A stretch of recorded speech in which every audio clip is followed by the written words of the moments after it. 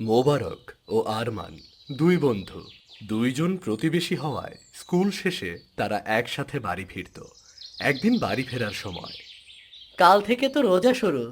আমাদের স্কুলও বন্ধ দিয়ে দিল। আমি এর আগে কোনোদিন রোজা রাখিনি, কিন্তু এবার ভেবেছি সবগুলো রোজা রাখবো। তুই করবি না?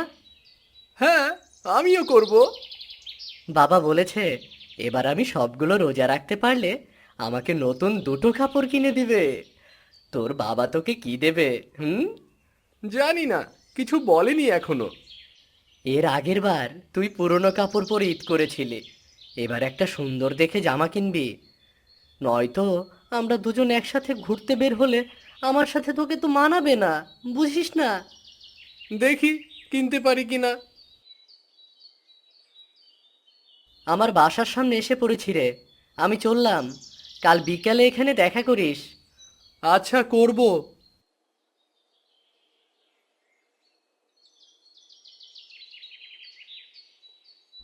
মোবারক, এসেছিস তুই? স্কুল বন্ধ দিয়ে দিয়েছে। হ্যাঁ মা, বাবা কোথায়? চাকরি খোঁজার জন্য বের হয়েছে। প্রায় 2-3 মাস হয়ে গেছে তোর বাবার চাকরি নেই। আগে ছোটখাটো যে চাকরিটা করতো তাতে অন্তত দুমুঠো খেতে পারতাম। সামনে ঈদ, কিভাবে যে কি করব। এই নাও মা, স্কুলে দেওয়া আজকের টিফিন। সকালে তো প্রতিদিন না খেয়ে স্কুলে যাস, টিফিনটাই শেষ ভরসা। সেই টিফিনটাও আবার না খেয়ে বাসায় নিয়ে এসেছিস। আমি আর বাবা তো প্রতিদিন সকালে সামান্য কিছু হলেও খাই, কিন্তু তুমি তো প্রতিদিন সকালে না খেয়ে থাকো, তাই তোমার জন্য আজ টিফিনটা এনেছি। এই নে, তুই অর্ধেক খা, আর বাকি অর্ধেক আমি খাই। মা, অনেক খিদে পেয়েছে আমার। আহারে, স্কুল শেষ করে এসে খুব খিদে পেয়েছে, তাই না? হ্যাঁ, হ্যাঁ মা, তাড়াতাড়ি ভাত দাও। কাল থেকে তো সবগুলো রোজা রাখবি, তাই তোর জন্য আজকে পোলাও মাংস রান্না করেছি, যাতে ইচ্ছে মতো পেট ভরে খেতে পারিস। খুব ভালো করেছো মা। কাল থেকে তো রোজা, তাই আজ বাজার থেকে বেশি ফল, খেজুর, মুড়ি, বুট কিনে আনলাম। এগুলো হাতে নাও। বাবা, সেহেরিতে কিন্তু আমি দেশি মুরগির রোস্ট ছাড়া ভাতই খাবো না। এনেছো কি দেশি মুরগি? হ্যাঁ রে, সব এনেছি, সব এনেছি। বাবা, তুমি এসেছো? তোমাকে কিছু কথা বলার ছিল। চাকরির কোনো ব্যবস্থা হলো তোমার? না, আজও কোনো চাকরির জোগাড় করতে পারলাম না। এই রোজার মধ্যে কিভাবে কি করব? ঘরে তো চাল ডালও বেশি নেই। কোনোভাবে চালিয়ে নিও। আজ কি আজ কি রেঁধেছ? ডাল আর আলু ভর্তা। যাক, আল্লাহ আমাদের কপালে যেটুকু রেখেছেন তার জন্য শুক্রিয়া। আমি গোসল করে আসছি, তোমরা খাওয়া শুরু করো। মোবারক ও আরমানের পরিবার দুপুর ও রাতের খাওয়া শেষ করে ঘুমোতে গেল।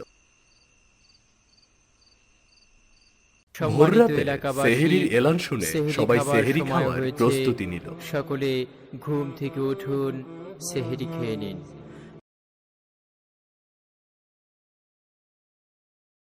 আরমান, ওঠো, সেহরির সময় শেষ হয়ে যাবে তো। মা, আমি রোজা রাখবো না, তোমরা খাও।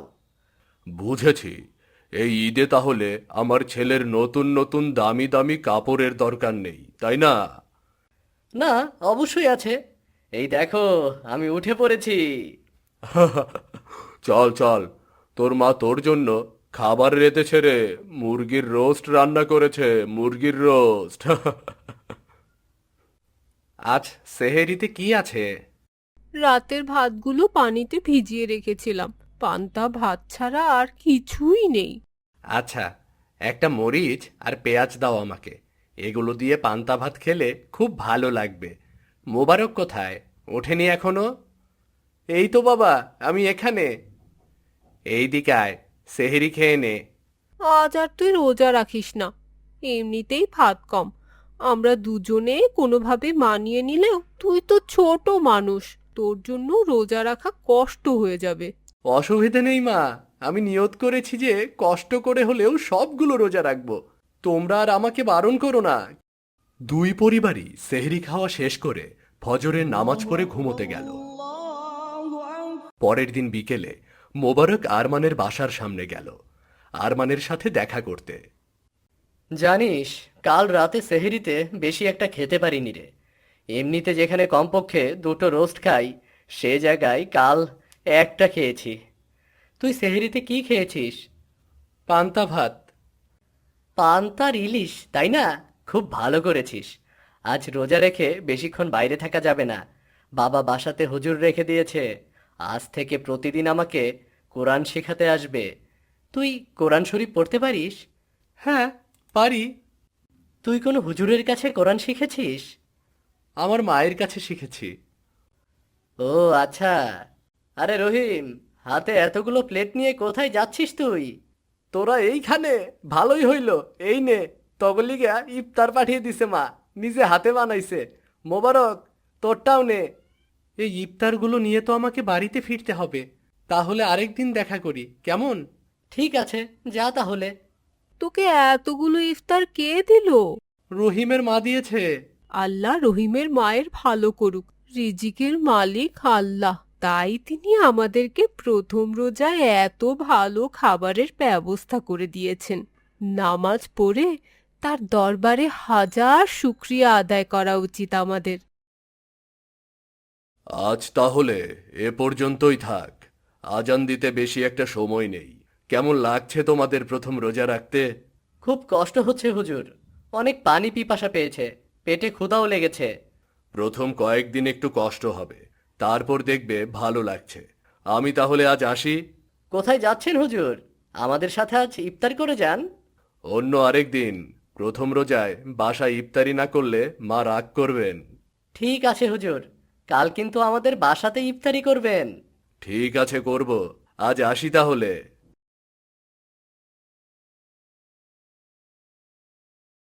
মোবারক, ইফতারের আয়োজন করা শুরু কর।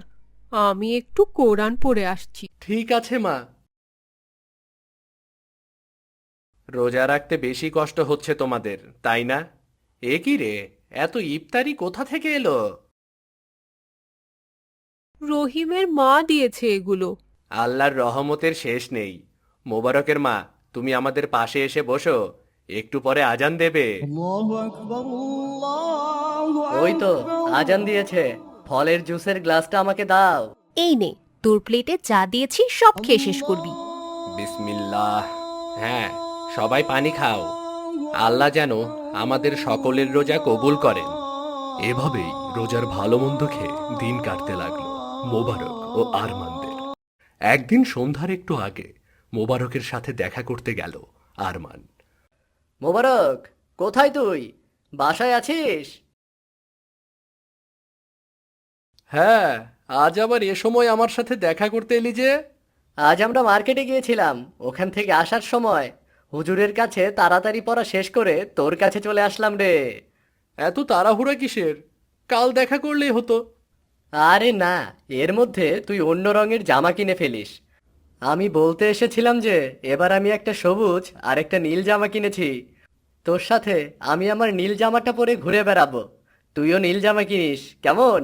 দুজনে একসাথে বেশ মানাবে। আমি এবার কোনো জামা নেব না। বলছিস কি? এর আগের ঈদেও তো কোনো জামা কাপড় নিসনি, এবার নিবি না কেন? না, ইফতারের সময় হয়ে গেছে, এখন আজান দেবে, তুই বাড়ি যা। মোবারক, আজান দিয়ে দিল তো, বাইরে কি করছিস? আরে আরমান, তুমি এখানে কি করছো? আর এসেছই যখন, আমাদের সাথে ইফতার করে যাও। ঠিক আছে আন্টি। মা, তুমি ওকে ভেতরে আসতে বললে কেন? আমাদের নিজেরই তো খাবার কম। সারাদিন কষ্ট করে রোজা রেখেছে ছেলে, আর আমি ওকে খালি মুখে বাড়িতে পাঠিয়ে দেব? আমাদের এখানে সামান্য কিছু খেয়ে যাক, বাড়ি গিয়ে আবার খাবে। আরমান, তুমি ভেতরে এসো। তুমি আমার ছেলের সেই বন্ধু, তাই না? এই নাও পানির গ্লাস। আমরা গরিব মানুষ, তাই তোমাকে বেশি কিছু খেতে দিতে পারবো না। পেঁয়াজ মরিচ দিয়ে মাখা মুড়ি কষ্ট করে খাও, কষ্ট করে ইফতারি করো আমাদের সাথে। এই নাও মুড়ি মাখা আর দুটো খেজুর। আসলে তোমার আঙ্কেলের চাকরিটা চলে গেছে অনেক দিন হলো, তাই তোমাকে বেশি কিছু দিতে পারছি না। সারাদিন রোজা রেখে সামান্য এটুকু খাবার খেয়ে কি আপনাদের পেট ভরবে নাকি? আল্লাহ যেটুকু আমাদের কপালে রেখেছে তাতেই আমরা সন্তুষ্ট। এজন্যই তাহলে মোবারক ঈদে নতুন জামা কিনতে পারে না, তাই না? রাতে কি খাবেন আপনারা? আমাদের রাতের খাবার নিয়ে তুমি আবার চিন্তা শুরু করলে কেন? যথেষ্ট খাবার আছে আমাদের। আর আমাদের রোজা ছাড়াও এমনিতেই না খেয়ে থাকার অভ্যেস আছে বাবা। রোজা এলে বরং ভালোই হয় আমাদের। আমি আসি, মা আমার জন্য অপেক্ষা করছে হয়তো। না জেনে অনেক উল্টোপাল্টা কথা বলেছি। মোবারক, আমাকে ক্ষমা করে দিস ভাই। ছেলেটা শুধু পানি খেয়ে চলে গেল। কোথায় গিয়েছিলে আরমান? তোর জন্য অপেক্ষা করছিলাম আমরা। মোবারকদের বাসায়। মা, প্রতিবেশীদের বিপদে আপদে সাহায্য করা কি আমাদের কর্তব্য না? অবশ্যই। কেন, কি হয়েছে? মোবারকরা তো আমাদের প্রতিবেশী। ওরা এত কষ্ট করছে, কিন্তু আমরা কোনোদিনও ওদের বিপদে আপদে কোনো খোঁজই নেই না। আমরা কি কোনোভাবে মোবারকদের সাহায্য করতে পারি না, যাতে ওদের সম্মান নষ্ট হবে না আর ওরা উপকৃত হবে? কেন পারবো না? আমি কালই ওদের বাড়িতে যাব, আর রোজা না শেষ হওয়া পর্যন্ত আমাদের বাড়িতে ইফতার করতে বলবো। পরের দিন আরমানের মা মোবারকদের বাড়িতে গিয়ে ইফতারের দাওয়াত দিয়ে আসার পর মোবারকরা ইফতারের সময় আরমানদের বাড়িতে এলো। এই নে মোবারক, এটা তোর। এটা সেই দামি নীল জামাটা না? আমাকে কেন দিচ্ছিস? অনেক জামা আছে আমার। এত জামা দিয়ে আমি কি করব? এই জামাটা তোকে উপহার দিচ্ছি, উপহার হিসেবে নে রে ভাই। তোকে যে কি বলে ধন্যবাদ দেব। এতদিন আমি তোকে অহংকারী ভাবতাম। আমার ভুল হয়ে গেছে। তুই আমাকে ক্ষমা করে দিস ভাই, আমাকে ক্ষমা করে দিস। ভাবি, আমি নামাজে ভাইয়ার জন্য দোয়া করেছি। আল্লাহ তাআলা যেন ভাইয়াকে দ্রুত একটা চাকরির ব্যবস্থা করে দেন। ভাইয়ের চাকরি না হওয়া পর্যন্ত আপনার যা লাগবে আপনি আমাকে নিঃসংকোচে বলবেন। আপনাকে অনেক ধন্যবাদ ভাবি। আপনি যে আমাদেরকে সাহায্য করতে চেয়েছেন সেটাই অনেক। ভাই, আপনার কাগজগুলো আমাকে দিয়েন তো। আমার অফিসে দেখি কোনো চাকরির ব্যবস্থা করা যায় কি না। ঠিক আছে, কাল সকালেই দিয়ে যাব। আজ তাহলে আসি। আরমান, একটা খুশির সংবাদ আছে। মোবারকের বাবার চাকরি হয়ে গেছে। ঈদের পর থেকেই সে আমাদের অফিসে জয়েন করতে পারবে। সত্যি বলছো বাবা? হ্যাঁ রে, ওরা ইফতার করতে আসলে তুই নিজের মুখে ওদেরকে খুশির সংবাদটা দিস। তোর জন্যই এত কিছু সম্ভব হয়েছে রে। আরমান মোবারকদের খুশির সংবাদটা জানানোর পর ওরা আরমানদেরকে ধন্যবাদ দিল এবং আল্লাহর প্রতি কৃতজ্ঞতা জ্ঞাপন করল।